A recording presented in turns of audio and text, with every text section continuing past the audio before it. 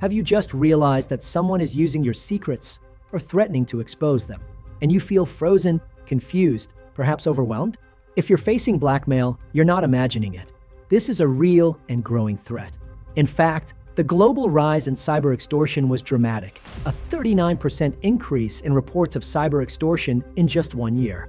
You're not alone in this, and the fear you're feeling is valid. But you can act, and the first step is avoiding the 5 most dangerous mistakes blackmail victims make. In this video, we will break down those 5 mistakes, explain why they can be so detrimental, and provide expert advice on what you should do instead.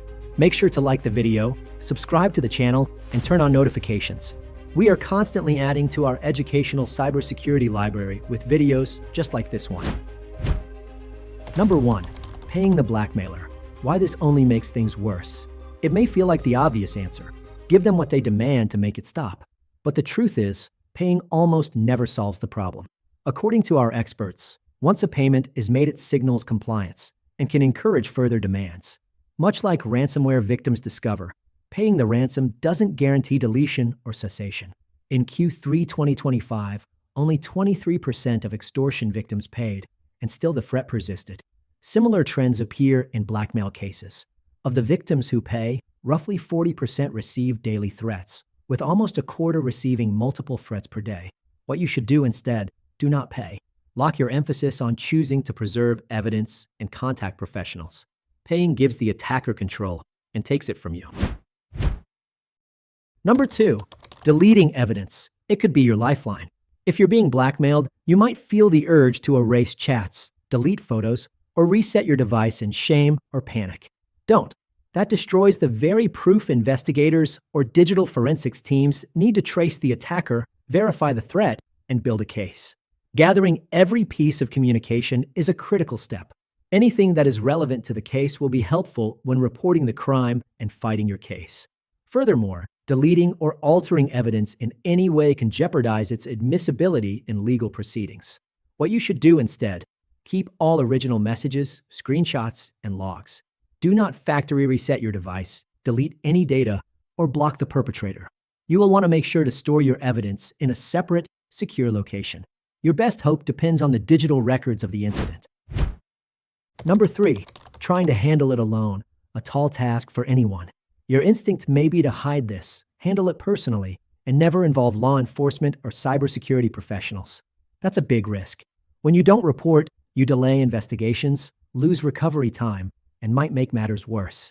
Victims should contact law enforcement, cybersecurity experts, and organizations that can provide support and guidance. What you should do instead: report the crime to your local authorities and engage in reputable cyber forensics or victim support services.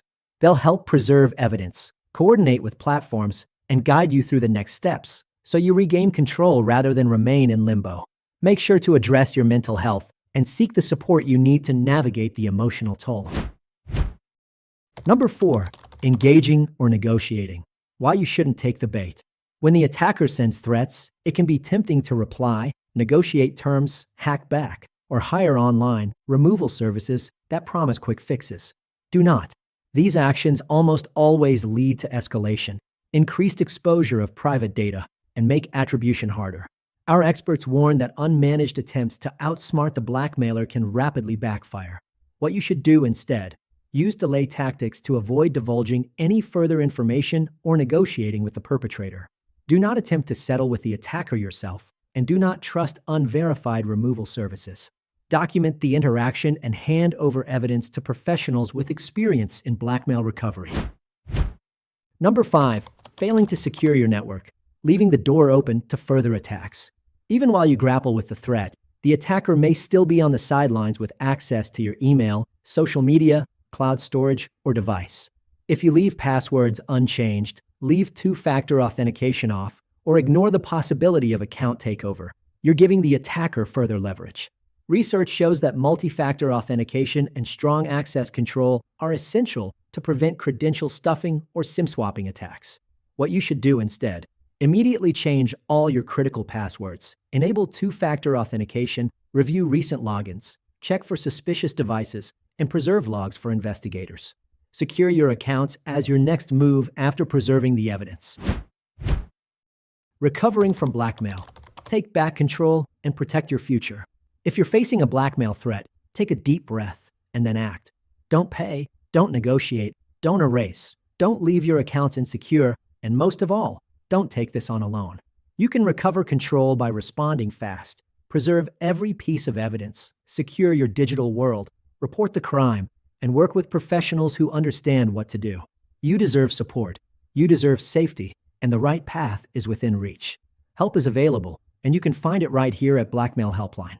You can reach us any time of day by calling 888-634-1535 or visiting Blackmail.HelpLine.com to speak with one of our specialists and take your first steps toward a successful recovery.